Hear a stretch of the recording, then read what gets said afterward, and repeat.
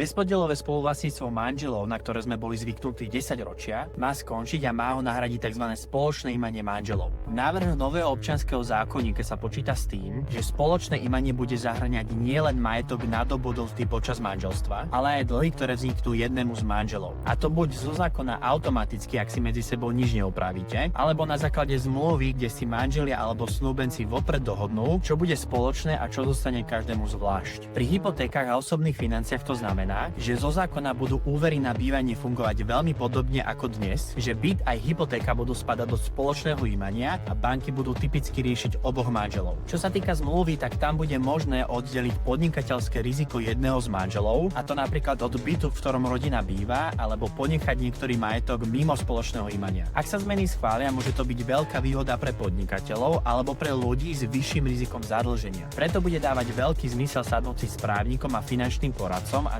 nastaviť majetok, hypotéky a poistenia tak, aby boli férové a bezpečné pre oboch.